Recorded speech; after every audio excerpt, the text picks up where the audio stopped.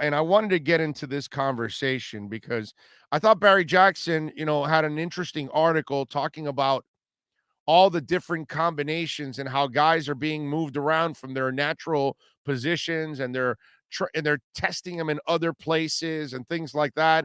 At the same time, I think the coaching staff is trying to find out how multiple some of these guys are. Is he limited to one side? Is he limited to one position? Can he play multiple positions? Can he play multiple sides of the line?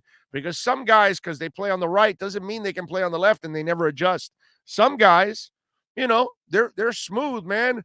They can play right, they can play left. Jesse Davis is one of those guys. Now, Jesse Davis is not great at anything. That's also the issue with Jesse Davis, too. Jesse Davis is solid. He's not great at anything. That's a problem.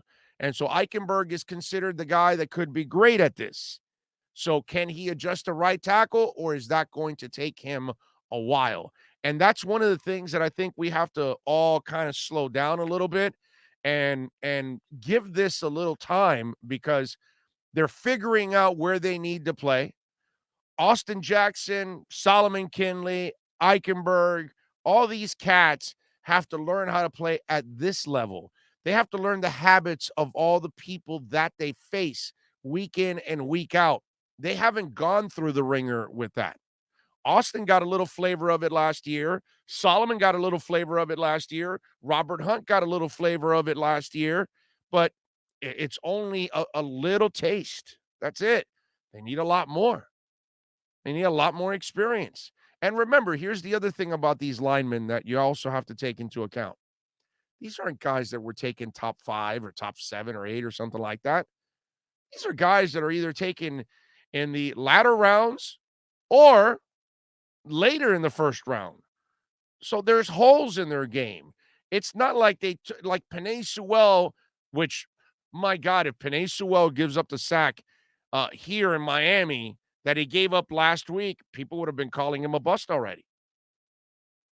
That's what I was just telling you about Pitts.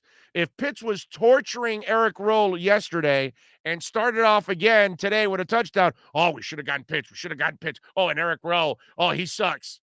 The overreaction would have been through the roof. Nobody's talking about it right now.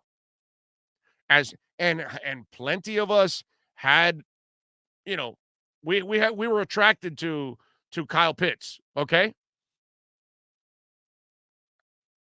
All right? A lot of us were big fans of Kyle Pitts and wanted him on the Dolphins, okay? I mean, some of you out there, all right? Somebody else joined you guys on that, but meanwhile, we're not mentioning it. But it's funny, because if he would have kicked ass, people would have been all over it. Let's give some time to all of this. All right, I know it's almost like it's a broken record every day talking about, patience. Andy Breakstone says Kinley just needs reps. I think they all need reps. They all need reps for this, so we can really determine whether they can play or not. That's all. We haven't seen most of these young men enough to really make a determination whether they can play or not.